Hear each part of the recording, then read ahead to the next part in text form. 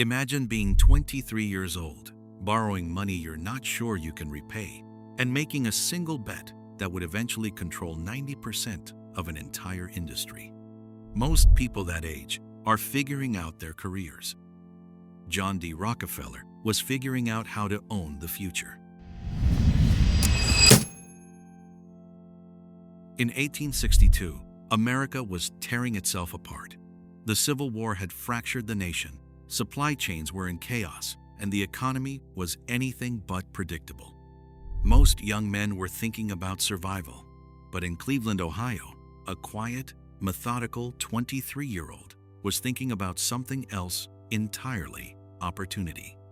John D. Rockefeller had grown up poor by the standards of ambition, if not by the standards of hunger. His father was a traveling con man who sold fake cancer cures. His mother was deeply religious and fiercely disciplined. From her, Rockefeller inherited something more valuable than money: the habit of recording every cent he earned and every cent he spent. He had kept a personal ledger since he was 16. He called it Ledger A. He kept it for the rest of his life. By 23, Rockefeller was already a successful commodity trader in Cleveland. He dealt in grain, meat, and dry goods. He was known for being reliable, precise, and almost eerily calm under pressure.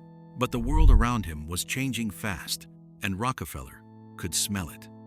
In 1859, just 3 years earlier, Edwin Drake had drilled the first successful commercial oil well in Titusville, Pennsylvania. The oil rush had begun. Thousands of prospectors flooded western Pennsylvania, convinced they were about to get rich. Most of them were right for about 5 minutes. Then the price of crude oil collapsed. Supply flooded the market. Fortunes were made and destroyed within months. Rockefeller watched all of this from a distance, and what he saw made him deeply skeptical, not of oil itself, but of drilling for it. He once said that he did not want to be in a business where a man could work hard and still go broke because of something as unpredictable as what came out of the ground.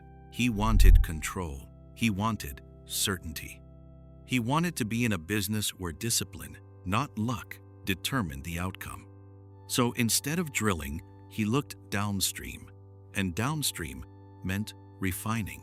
In 1863, Rockefeller invested in his first oil refinery in Cleveland. This was the decision.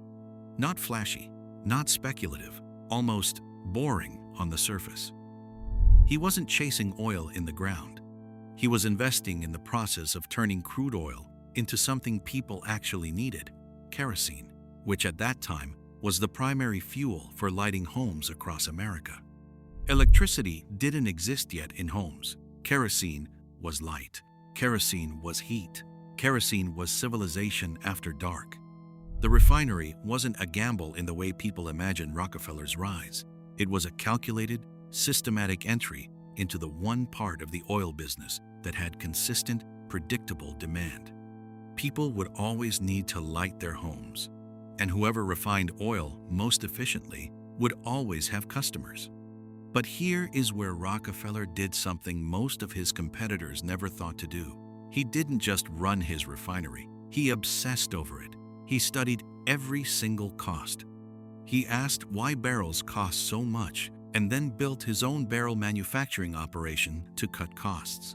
He analyzed transportation and realized the railroads were charging inconsistent rates, so he negotiated. Not begged, negotiated. He moved such large volumes of oil that the railroads needed him as much as he needed them. By 1865, just 2 years after his first investment, he bought out his partners and took full control of the refinery. He was 25 years old and already running one of the most efficient refineries in Cleveland. But Rockefeller wasn't satisfied with being efficient. He wanted to be inevitable. In 1870, at the age of 30, Rockefeller incorporated the Standard Oil Company of Ohio. The name itself was a statement of intent. Standard, one quality, one system, one company. At its founding, Standard Oil controlled about 10% of American refining capacity. That number would not stay small for long. What followed was a campaign so systematic, so ruthless in its logic, that it redefined what business competition even meant. Rockefeller approached rival refiners across Cleveland with a simple proposition: sell to him at a fair price, or compete against a company that would undercut them until they had no choice but to sell anyway. He called this process, with striking candor, the consolidation of the industry. His critics called it something else entirely. Within 3 months of this campaign, later known as the Cleveland Massacre, Rockefeller had absorbed 22 of his 26 competitors in Cleveland. 22 companies in 3 months. He didn't do it with violence or fraud. He did it with math. His cost structure was so superior, his railroad deals so favorable, his scale so overwhelming that competing against him was simply not a viable long-term strategy. By 1879, Standard Oil controlled 90% of all oil refining in the United States. One company. One man's vision, born from one decision made 16 years earlier: don't drill, refine. The consequences of what Rockefeller built were enormous, and they cut in multiple directions. On one side, Standard Oil genuinely made kerosene cheaper and more accessible for ordinary Americans. The price of kerosene dropped by more than 80% between 1865 and 1900. Millions of homes that could barely afford to light a single room could now afford to keep the whole house lit. In a strange and uncomfortable way, Rockefeller's monopoly made everyday life better for the average family, at least in the short term. But the other side of the story was darker. Independent oil producers and small refiners found themselves systematically squeezed out of the market. The railroads that gave Standard Oil secret rebates and even charged its competitors higher rates were distorting the entire economy. Investigative journalist Tarbell, whose father had been ruined by Standard Oil's practices, spent years documenting the company's methods. Her 19-part series in McClure's magazine shocked the American public and became one of the most consequential pieces of journalism in the country's history. In 1911, the United States Supreme Court ordered the breakup of Standard Oil into 34 separate companies. It was the most significant antitrust ruling in American history. Rockefeller, by then retired, reportedly heard the news and went to play golf. What no one quite anticipated was that the breakup would make him even richer.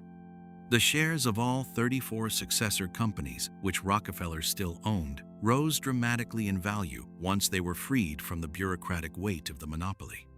Within a year of the breakup, his net worth had effectively doubled. At his peak, Rockefeller was worth approximately 1.5% of the entire United States economy.